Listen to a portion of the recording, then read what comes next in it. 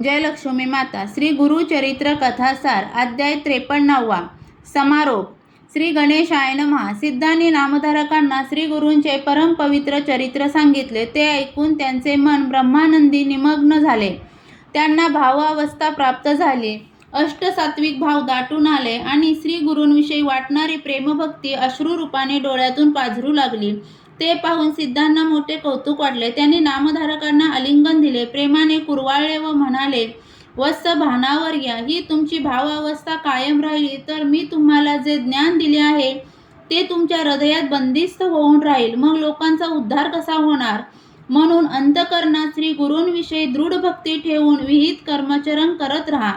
तुम्ही श्री गुरूंचे चरित्र जाणून घेण्याची सदिच्छा व्यक्त केलीत, म्हणूनच तापत्रयाचे हरण करणारी अनुपम शक्ती अशी अमृतवाणी माझ्या मुखातून प्रकट झाली. आता हेच गुरुचरित्र तुम्ही लोकांना सांगा. या सेवेने श्री गुरु तुमच्यावर नित्य प्रसन्न राहतील. त्यांच्या प्रसादाने संसारी जीवांना दिलासा मिळेल.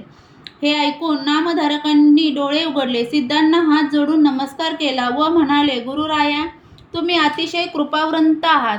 आम्हा भक्तांचा आधार आहात. श्री गुरुचरित्र म्हणजे परमामृत. श्री गुरुचरित्र म्हणजे आनंदाचा अक्षय ठेवा. ते कितीही ऐकले तरी मनाचे समाधान होत नाही. आता एकच विनंती आहे. अनेक औषधींचे सार काढून एकच बहुउपयोगी रसायन बनवावे. तसे समग्र गुरुचरित्र पहिल्या अध्यायापासून 52व्या अध्यायापर्यंत सारांश रूपाने सांगा. म्हणजे श्री गुरूंच्या सर्व लीलांचे विहंगमावलोकन होईल. नामधारकांची विनंती ऐकून सिद्धांना आनंदच झाला. त्यांनी अध्यायावर सर्व कथांची उजळणी केली. म्हणाले, हे सदिश्य श्री गुरु नरसिंह सरस्वती स्वामी महाराज आपल्या भक्तांना पूर्वीप्रमाणे आजही दर्शन देतात. तुमच्या विनंतीवरून मी तुम्हाला श्री गुरुचरित्रांची अवतरणिका सांगितली. त्या कथांच्या नुसत्या स्मरणानेही भक्तांचे कार्य होतील. ते ऐकून त्यांचे चित्त अतिशय प्रसन्न झाले. त्यानंतर नामधारकांच्या विनंतीवरून सिद्धांनी त्यांना श्री गुरुचरित्राचे नित्यपठण कसे करावे, सप्ताह पारायण कसे करावे, त्या काळात आचरण कसे करावे, पूजन नामस्मरणादी कर्मे कशी करावीत, उद्यापन कसे करावे याबद्दल सविस्तर माहिती सांगितली. तेव्हा गुरुदेव, माझ्या सर्व कामना पुरवून तुम्ही मला अगदी कृतकृत्य केले आहे असे म्हणून नामधारकांनी त्यांना साष्टांग नमस्कार केला.